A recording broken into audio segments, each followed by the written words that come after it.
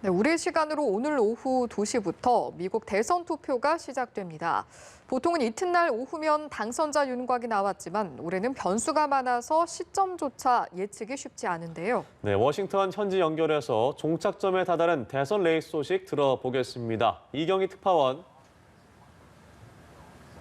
네, 워싱턴입니다.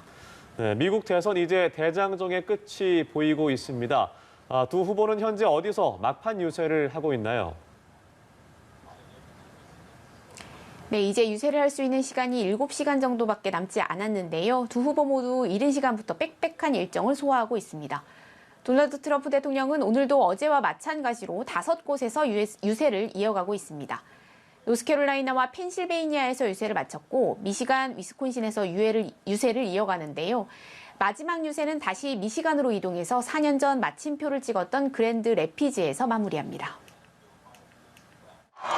With your vote, we will continue to cut your taxes, cut regulations, support our great police, support our fantastic military, care for our veterans, protect your Second Amendment, defend religious liberty, and ensure more products are proudly stamped with that wonderful phrase, made in the USA.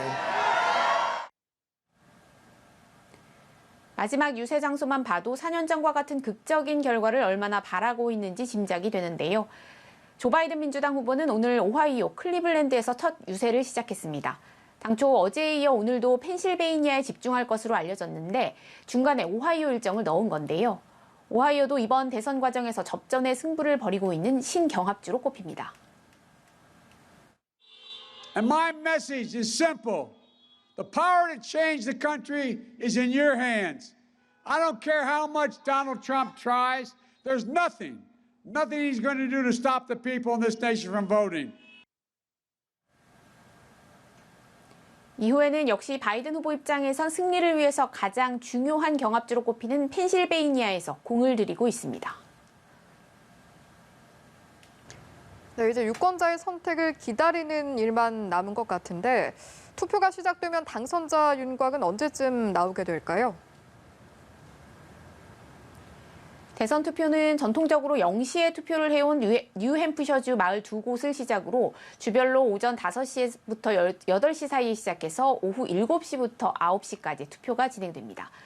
당선인 윤곽은 이르면 3일 밤늦게 또는 4일 새벽에 나올 수 있지만 우편투표 급증에 따라 개표가 지연되고 박빙 승부까지 맞물릴 경우에는 며칠이 걸릴 가능성도 있습니다.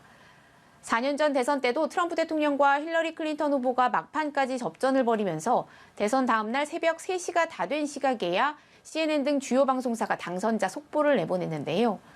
올해는 우편투표라는 큰 변수가 등장하면서 개표에 시간이 더 걸릴 가능성이 크고 이에 따라 결과가 달라질 가능성도 존재합니다.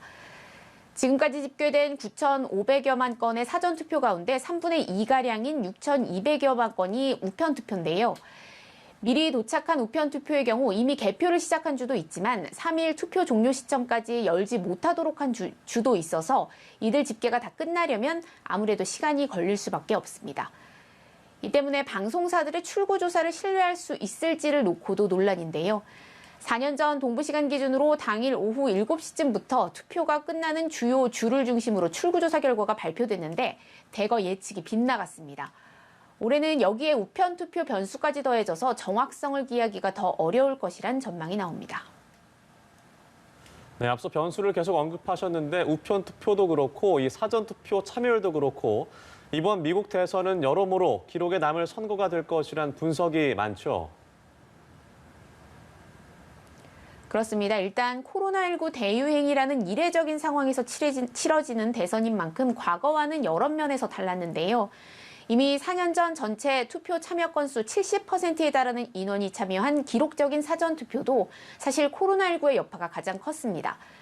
감염 우려를 피하려 참여한 사람도 물론 많지만 대선 후보이자 현직 대통령까지 걸렸을 정도로 코로나19가 대선 기간 내내 핵심 이슈였고 대응을 놓고 두 후보가 첨예하게 대립하면서 투표에 대한 관심을 높였다고 볼 수 있겠습니다. 1908년 이후 최고 투표율을 기록할 것이라는 관측도 나오는데요. 또 이번 대선은 미국의 자국 우선주의를 더 끌고 갈 것인지 아니면 글로벌 무대에서의 영향력을 복원해 전통적인 미국으로 회귀할지를 택하는 대선으로도 평가되면서 세계적으로도 주목을 받고 있습니다. 네, 그런데 투표 이후에도 전례 없는 상황이 펼쳐질 가능성이 거론되고 있죠. 그렇습니다. 이미 곳곳에서 폭력 사태가 벌어지고 있죠. 트럼프 대통령 지지자들이 미국 전역에서 차량 선거운동을 벌이는 과정에서 반트럼프 성향 유권자들과 충돌하고 있는 건데요. 대선 당일 결과가 나오면 이 같은 상황이 악화할 가능성이 거론됩니다.